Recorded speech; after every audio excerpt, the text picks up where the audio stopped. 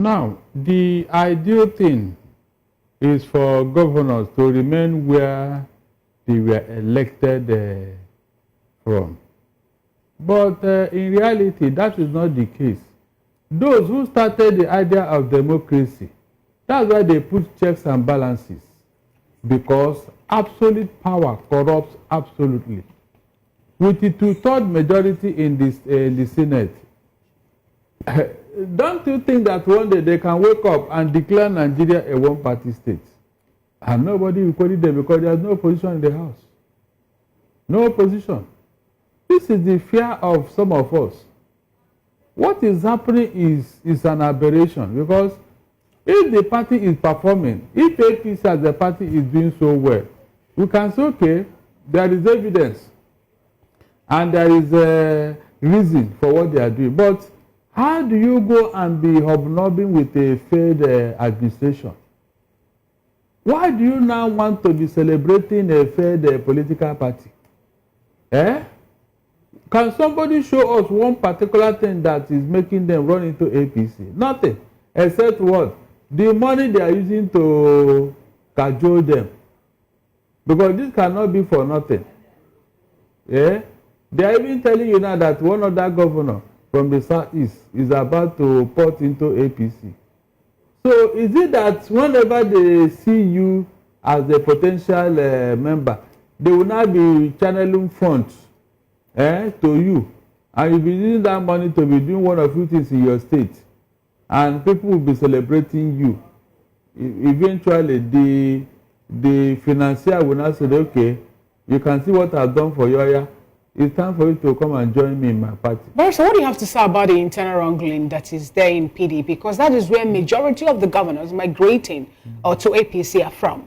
So what do you have to say about that? The fact that the Wiki factor is still playing out, the fact that we don't even know who happens to be the national chairman, or who is going to sign the form. Imagine some of these persons who left the party now having interest in vying and contesting for next election. Wouldn't there be court issues? Wouldn't there be contention over their eligibility, even when they are to win? So why is APC not having a problem? APC, why are they not having problem like all other opposition parties? You can see, when you want to hang a dog, you give it a bad name. Who created the problem in APC, ADC, Labour Party? In the words of Bode George, he criticized APC and he says something about the party being a private enterprise owned by one individual. So if that actually can work for the party APC, so why is it that the likes of PDP and other parties are not looking to that direction? We don't have a democracy there. In a democracy, no one person owns a party. No one person decides what happens in a party. That is the difference here. I wish Nigerians can see this. It's not enough to say, yes, one man is in charge. He does this. It's just because of the federal might behind him. He can use the police, EFCC, DSS to muzzle you down if you go against him. That's just the simple truth. In the Second Republic, Sam Onakambakwe, my uncle, was the only MPP governor in the entire Southeast.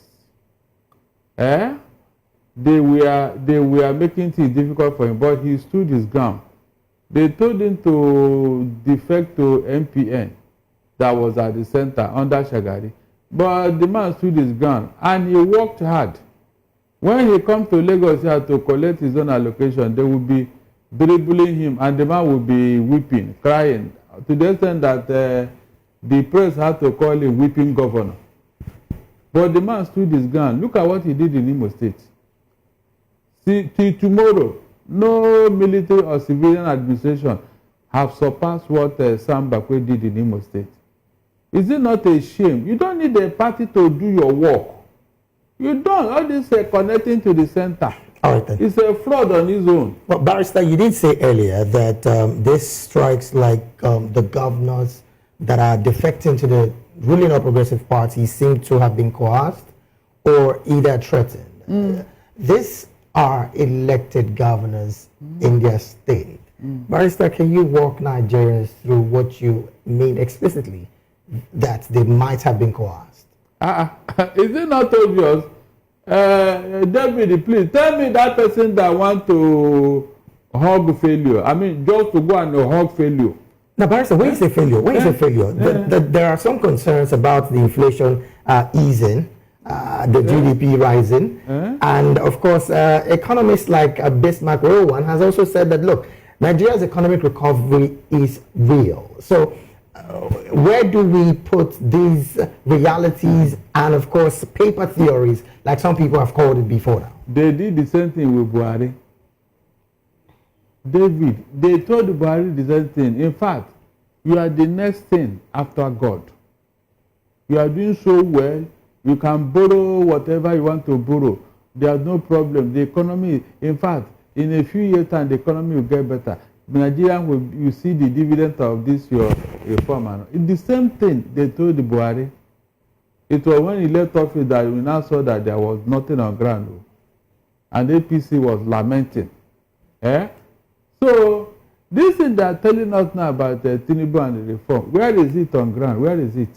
Most of these governors, I insist, they are not joining APC willingly. Behind closed doors, something is going on, which they may not come out and tell in the open. But time will tell.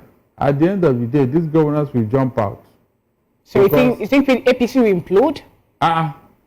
Already you can see the handwriting on the wall. There's no way all these strange bedfellows will come together and something will not give. The original APC members, it's a matter of time before they will now begin to rumble.